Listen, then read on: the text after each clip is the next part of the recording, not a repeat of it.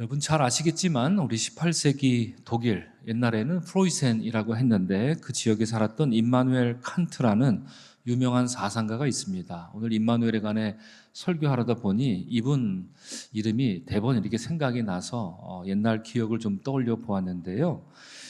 임마누엘 칸트, 그는 경건한 신앙인이었던 부모님 밑에서 자랐습니다. 나고 자랐는데 그 부모님은 이 아이가 태어났을 때 하나님이 우리와 함께 하신다는 뜻으로 이름을 임마누엘 이렇게 지어준 것입니다. 그런데 원래 이 부모가 지어준 이름은 임마누엘이 아니라 에마누엘이었습니다. 그래서 이렇게 에마누엘이라는 이름으로 세례를 받았는데요. 여러분 화면에도 나와 있지만 임마누엘이나 에마누엘 사실 뜻은 같은데 철자가 다릅니다. 임마누엘은 구약 성경에 나오는 히브리어 임마누엘, 이 발음을 이제 따서 영어 스펠링을 I, M 이렇게 시작하는 게 임마누엘이고요. 에마누엘 혹은 엠마누엘이라고 하는 거는 이게 헬라어 성경 보면 윕실론이 이렇게 나옵니다. 엠마누엘 이렇게 되어 있습니다. 그래서 이 알파벳 E로 시작해서 에마누엘 혹은 엠마누엘 이렇게 표기만 이렇게 다를 뿐이지 사실 뜻은 같은 겁니다. 칸트는 어렸을 때 부모님이 지어주신 이 에마누엘이라는 이름으로 세례를 받았는데요. 나중에 그가 자란 뒤에 스스로 결단해서 에마누엘 아니야, 나 임마누엘 할래. 왜요? 히브리어가 원래 처음 임마누엘이라고 불렀기 때문에 히브리어 표기에 더 충실하려고 자기가 스스로 에마누엘에서 임마누엘로 이름을 바꾼 겁니다. 이처럼 철자 하나도 엄밀하게 사용하려고 했을 정도로 매우 엄격한 사상가로 정평이 나 있는 이 임마누엘 칸트는 그 이름 임마누엘에 걸맞게 아마도 하나님의 존재를 평생 동안 구하면서 노년이 된 임마누엘 칸트는 하나님이 저 바깥에 지으신 피조세계 그리고 자기 안에 지으신 이 도덕 혹은 양심 이런 걸 많이 깊이 생각했던 철학자로 유명합니다. 제대로 알려면 제대로 잘 알지도 못할 정도로 굉장히 어려운 철학자 중에 철학자인데, 다시 말씀드리면 바깥에 떠 있는 하나님의 피조 세계와 하늘의 별과 해와 달을 바라보고 또 자기 안에 있는 이 살아있는 양심이라는 거, 이건 누가 알려줬기에 이런 게 내 마음에 있지? 이걸 깊이 생각하면서 다음과 같이 이제 경탄의 말을 남겼습니다. 생각하면 생각할수록, 그리고 오랫동안 생각에 잠기면 잠길수록 내 마음을 더욱더 새롭고 더욱더 큰 경탄과 경외로 충만하게 하는 두 가지가 있다. 내 머리 위에 있는 별이 빛나는 하늘과 내 마음속에 있는 도덕 법칙이 그것이다. 이렇게 말했습니다. 보통 임마누엘 칸트 하면 이성의 철학자로 알고 있습니다. 다시 말씀드리면 이 철학자 굉장히 어렵습니다. 저도 학창시절 이분이 쓰신 책을 읽어내라 굉장히 애먹었던 그 기억이 나는데, 사실 그는 평생을 다해 자기 이름 뭐였죠? 임마누엘, 그 의미를 찾아 나선 엄밀한 신앙인이었다, 이렇게 말해도 좋을 것 같습니다.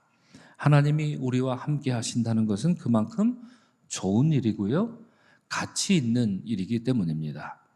오늘 우리는 대림절 넷째 주를 맞았는데요. 대림절 우리가 첫째 주, 둘째 주, 셋째 주 이렇게 7일씩, 그죠? 7일씩 한 주, 한 주, 한 주 이렇게 왔는데, 그래서 다소 느긋한 마음으로 일주일씩 이렇게 왔습니다. 그런데 대림절 넷째 주가 되면 그럴 시간이 없어집니다. 이번 주만 하더라도 여러분 성탄절이 무슨 요일이죠? 목요일입니다. 그러니까 대림절은 오늘부터 월, 화, 수, 5일밖에 되지 않습니다. 4일밖에 되지 않고요. 작년에 찾아보니까 작년에는 성탄절이 수요일이었습니다. 그러니까 하루 또 줄어요. 재작년은 어떻을까요? 재작년 2023년 찾아보니까 성탄절이 월요일입니다. 그러니까 대림절이 실제로 며칠이에요?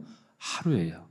대림절이 아니라 이거 대림일 이렇게 불러야 되지 않나 싶을 정도로 대림절 넷째 주는 첫째 주, 둘째 주, 셋째 주와 뭔가 달라도 다릅니다. 이런 이유로 초대교회 때는 어떻게 했냐면 대림절 첫째 주, 둘째 주, 셋째 주는 주님을 기다리는 거, 여기에 강조해서 그 기다림의 의미를 묵상하면서 오시는 주님을 기다릴 준비를 했다라고 한다면 마지막 넷째 주에는 이제 기다릴 시간이 없습니다. 그렇기 때문에 주님이 이 세상에 오신 그 의미를 깊이 묵상했던 그런 전통이 있습니다. 이유는 한 가지, 시간이 없으니까. 그렇죠? 예, 시간이 없습니다.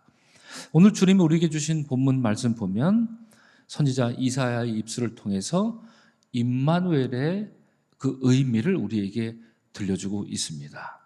여러분, 이사야의 선포는 훗날 우리가 다 잘 알다시피 또 오늘 김미옥 권사님 기도하신 것처럼 보라 처녀가 잉태하여 아들을 낳을 것이요 그의 이름은 임마누엘이라 하리라 하는 이 천사의 음성으로 재현되면서 우리 주님 예수 그리스도께서 이 땅에 오신 그 의미와 그 이유를 명확하게 보여주고 있는 바로 그 말씀인데요.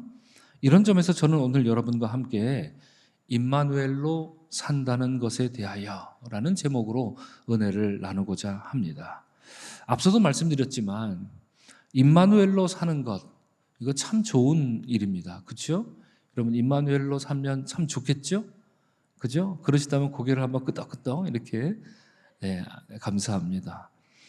세상 무엇과도 바꿀 수 없는 아주 가치 있는 일입니다. 분명 그러합니다.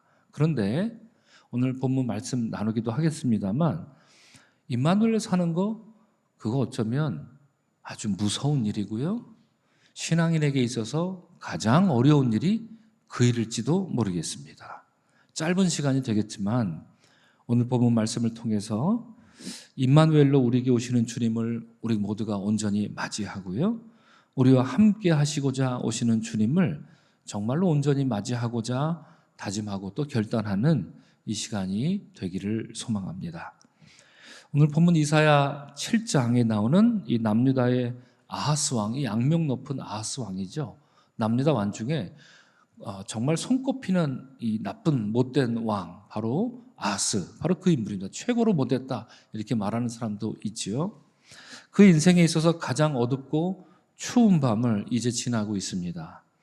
당시 국제 정세가 심하게 요동치고 있기 때문인데, 이유는 아수르라고 하는 제국이 이 괴물처럼 크게 몸집을 불리고 그 세력을 확장하고 있기 때문입니다. 당시 아수르 제국 어떤 나라였냐? 아주 잔인한 정복자로 악명 높았는데요. 이전에 이런 제국은 없었습니다. 예. 그리고 화면에 나와 있지만 이들의 행태는 차마 일일이 여러분들에게 다 소개하기 어려울 정도로 끔찍한데요. 당시 아수르의 정복자들은 칼로 적군의 사지를 절단합니다. 그리고 길거리 아무데나 막 버립니다. 그냥 죽이고 가도 되는데 일부러 잘라요, 이걸. 그리고 막 버리고 가요. 그리고 눈을 뽑아요. 예. 그리고 사람을 산채로, 이 화면에 나와 있는 그림이, 이게 아수르 왕이 내가 이거 했지 하고 지가 자랑하려고 곳곳마다 세워놓은 거기에 있는 겁니다. 비석에 있는 겁니다. 사람을 산채로 가죽을 벗겼습니다.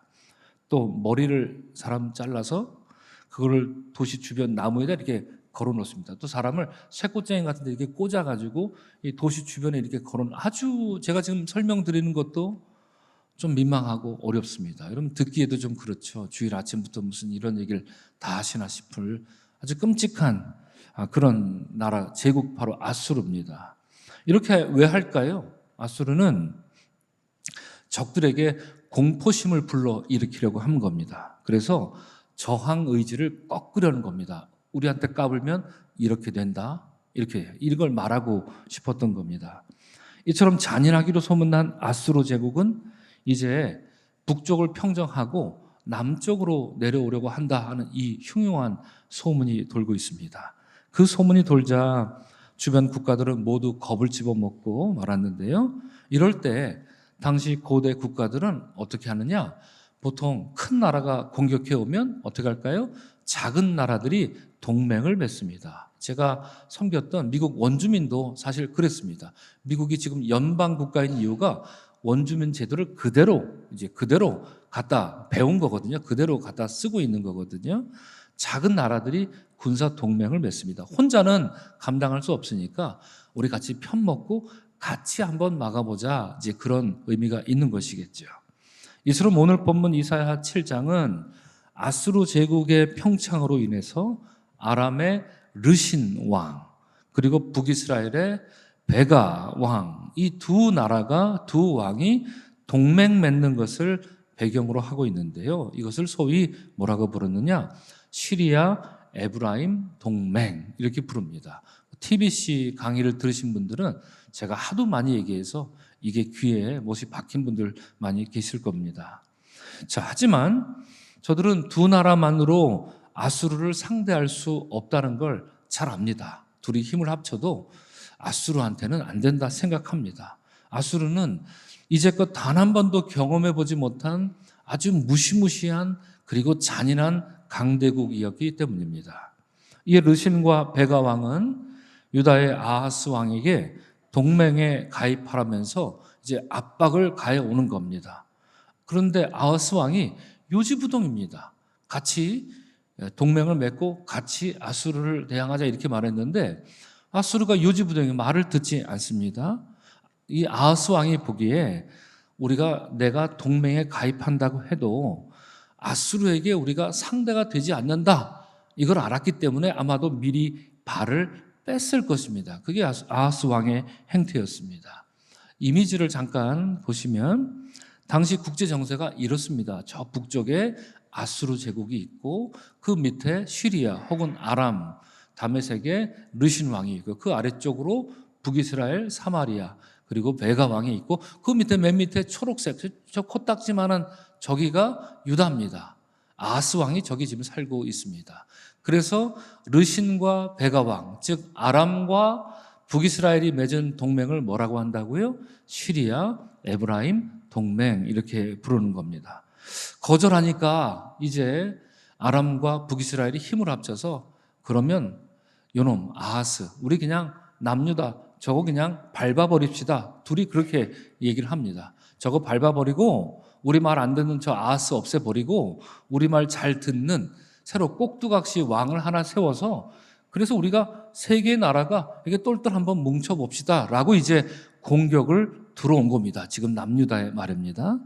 드디어 르신과 베가 왕은 남유다를 공격하는데 외곽 지역부터 순차적으로 하나씩 무너뜨리고는 순식간에 예루살렘에 쳐들어갑니다. 역대기를 보면 이 두 동맹국의 침략이 얼마나 막강했는지 보여주고 있는데요. 이렇게 말하고 있습니다. 베가가 유다에서 하루 동안에 얼마요? 용사 12만 명을 죽였다고 합니다. 그리고 에브라임의 용사 시그리, 여러분 이 시그리라는 사람 이름 들어봤습니까? 듣도 보도 못한 인물입니다.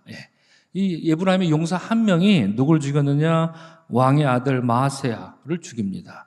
국내관 아스리감을 죽입니다. 총리 대신 엘가나를 죽입니다. 이 듣도 보도 못한 용사 하나가 이 한 나라의 중요한 세 사람씩이나 이렇게 죽입니다. 여러분 112만 명이 죽었다? 이런 걸 전쟁이라고 합니까? 전투라고 합니까? 아닙니다. 학살, 우린 이렇게 말합니다. 그만큼 상대가 안 됐다는 얘기지요.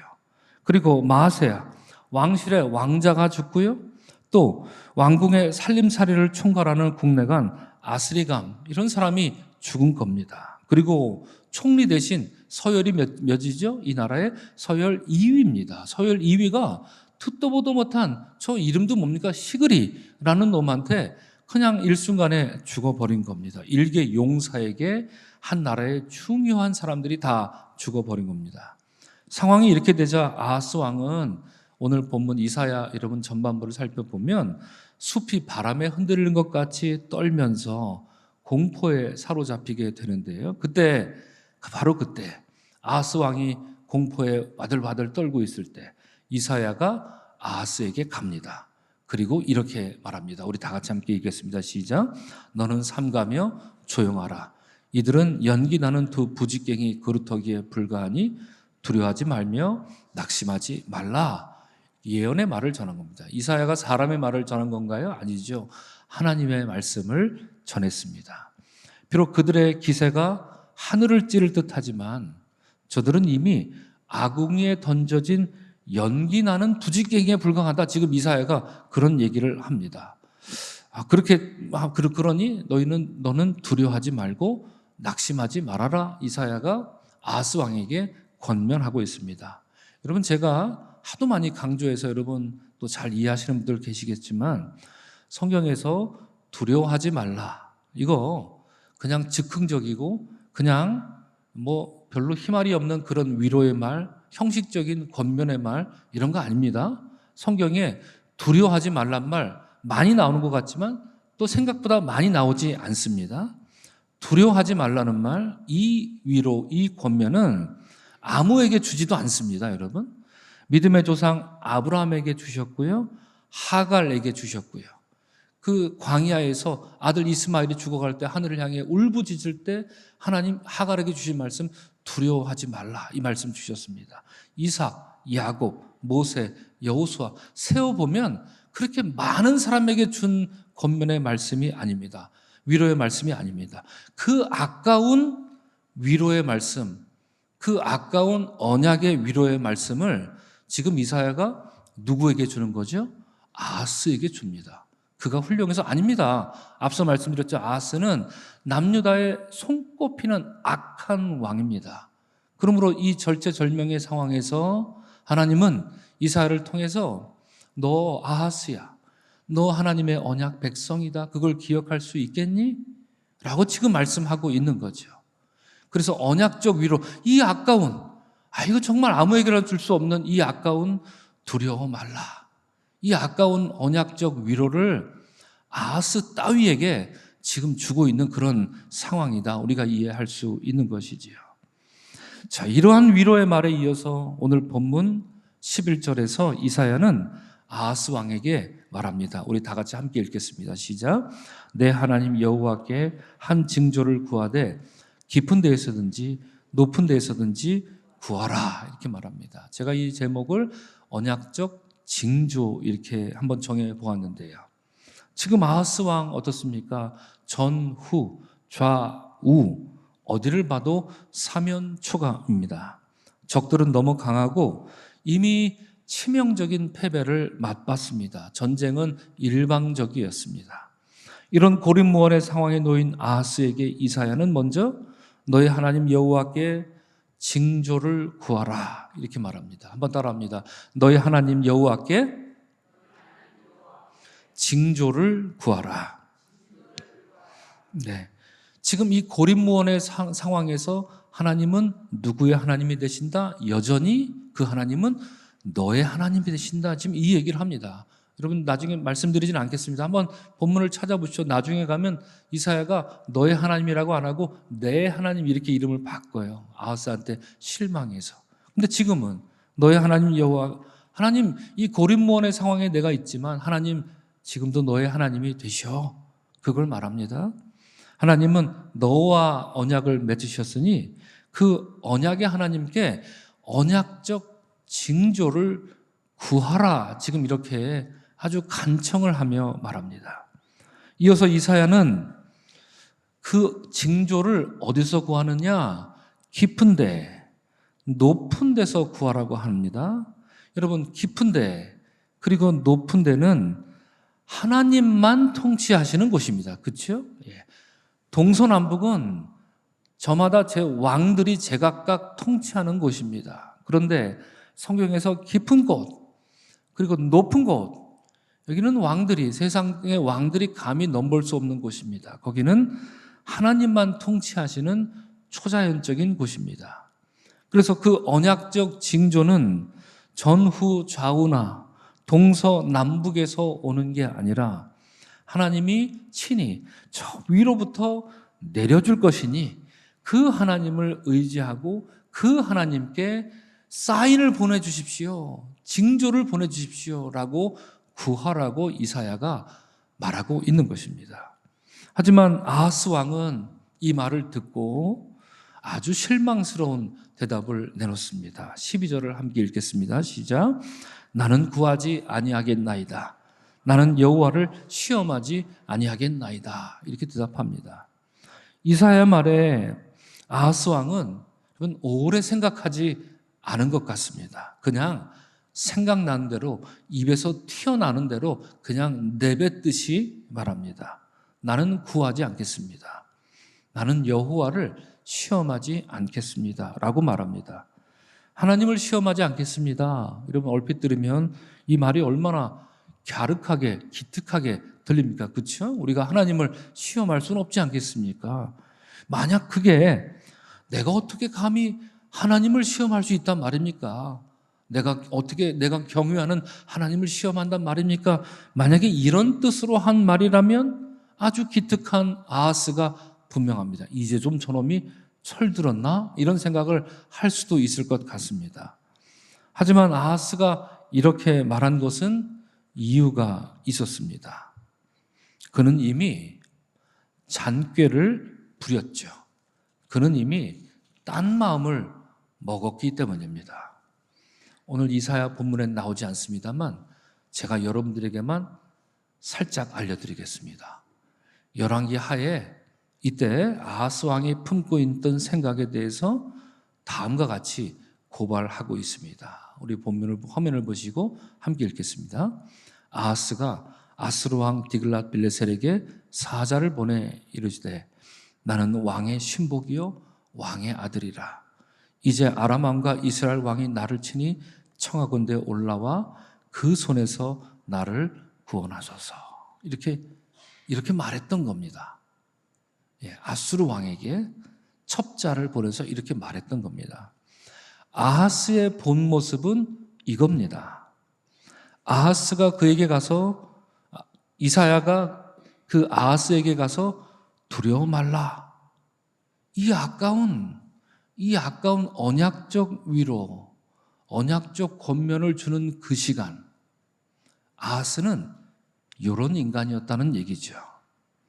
내 하나님이 저 위로부터 내려주시는 언약적 징조를 구하라고 했지만 그는 깊은 곳이나 높은 곳에서 징조를 구하지 않고 바로 눈앞에 있는 동서남북을 좌지우지할 것 같은 아수르 왕 디글랏 빌레셀에게 가서 무릎을 꿇었던 것입니다.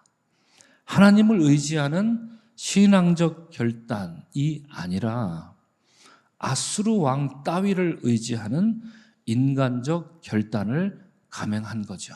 정치적 결단을 감행했을 뿐입니다. 그런 자신의 모습을 나는 하나님을 시험하지 않겠습니다. 이런 말로, 이런 곱상한 말로 포장까지 하는 아주 위선적인 모습까지도 보여줍니다. 게다가 아수르 왕에게 나는 왕의 신하입니다. 나는 왕의 아들입니다. 라는 이 치욕과 굴욕까지 선택하면서 이런 모습을 보였던 것 아닙니까? 열왕기서를 조금 더 읽어보면 오늘 읽진 않았습니다만 결국 아하스는 아수르 왕에게 하나님의 성전에서 또 왕국 곳간에 있는 은과 금을 다 퍼다가 갖다주는 조공을 바치는 그런 국가로 전락해 버리는 것이죠. 이때로부터 남유다의 역사는 아수르에게 그리고 바벨론에게 조공이나 바치는 그런 초라한 국가로 전락해 버리고 만 것입니다. 이처럼 위선과 기만으로 가득한 아하스에게 이사야는 이어서 전혀 예상하지 못한 뜻밖의 말을 전하는데요. 그것이 13절, 14절인데 우리 다 같이 읽겠습니다. 이사야가 이르되 다윗의 집이여 원하건대 들을지어다. 그러므로 주께서 친히 징조를 너희에게 주실 것이라. 보라 처녀가 잉태하여 아들을 낳을 것이요 그 이름을 임마누엘이라 하리라 말합니다. 여기서 우리는 두 가지를 기억해야 합니다. 좀 더 자세히 풀어드리면 좀 더 좋은데 그럴 시간은 없을 것 같고요. 첫째로 여러분 이사야가 아하스를 다윗의 집이여 이렇게 불렀다는 점입니다. 다윗의 집이여 이렇게 안 불러도 되잖아요. 이렇게 부른 건 이유가 있는 겁니다. 일부러 이렇게 부른 거죠.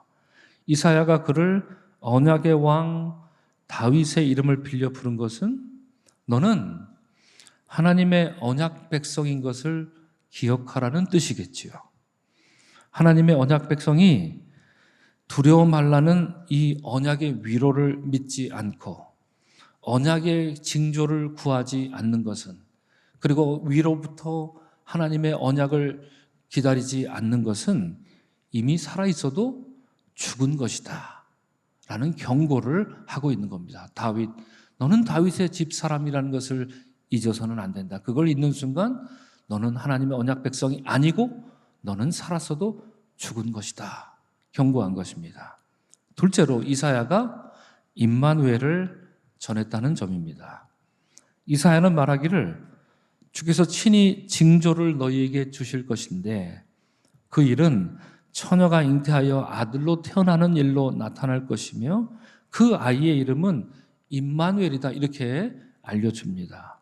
여러분, 이 예언이 예수님의 탄생과 어떻게 연결되는지 오늘 그 얘기는 하지 않겠습니다. 그러면 시간이 오래 걸릴 것 같아요.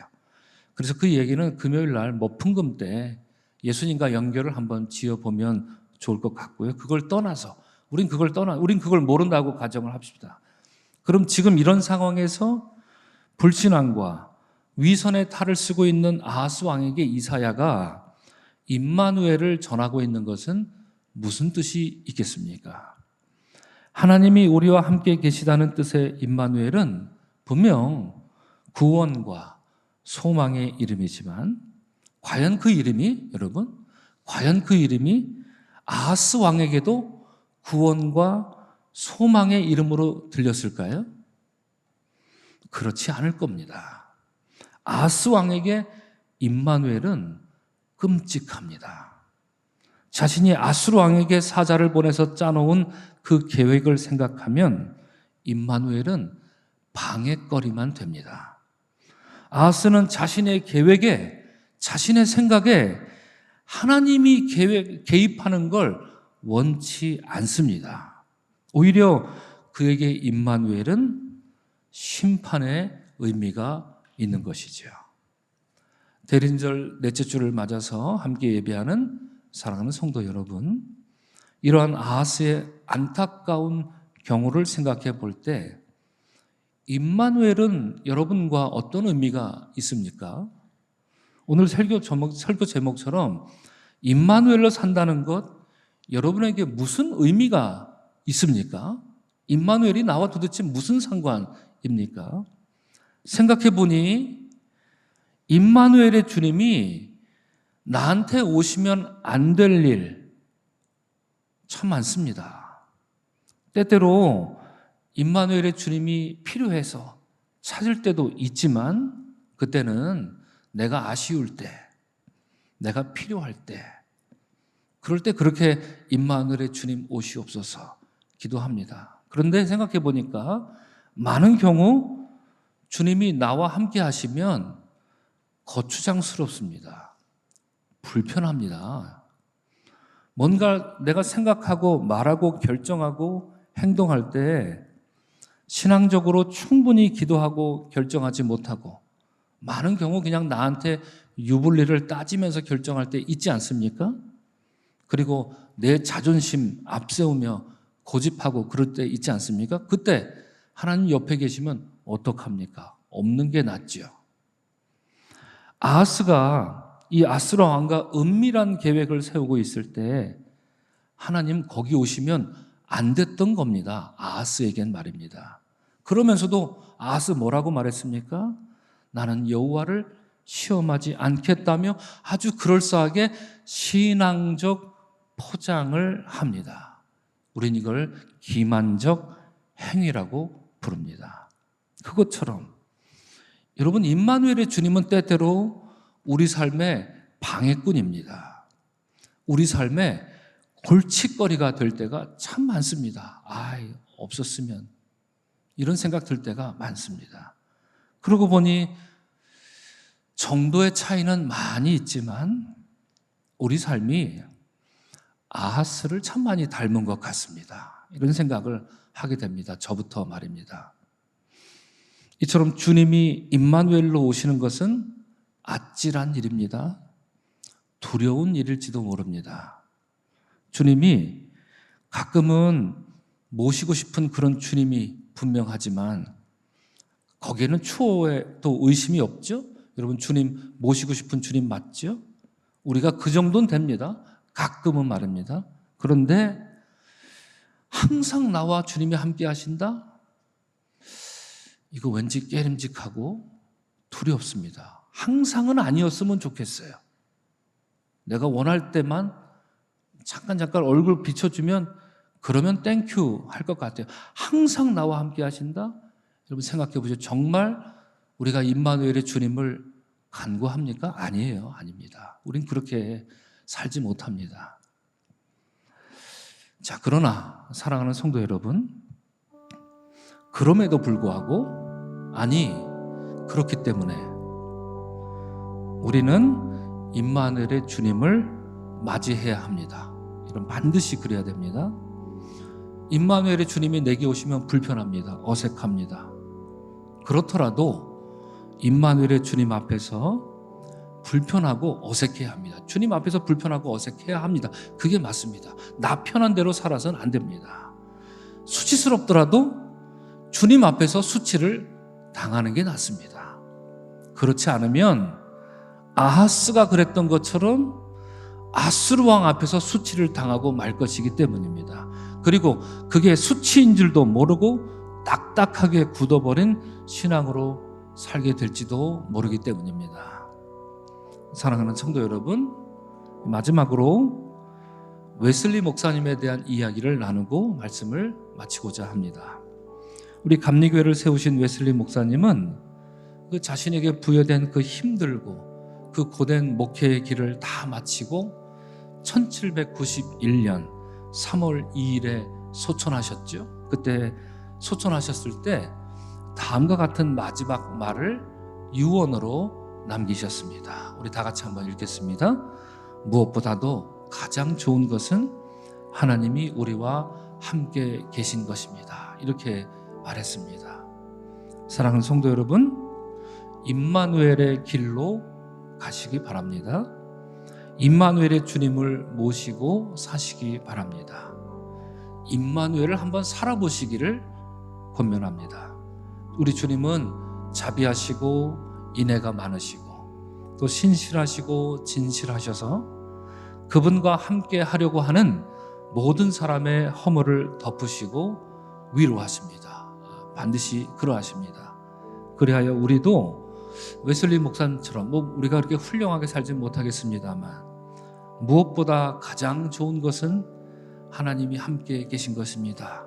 지금은 그렇지 못하더라도 이런 고백 훗날 하나님께 올려드릴 수 있기를, 이런 고백으로 살아갈 수 있기를 주님의 이름으로 축원합니다. 아멘.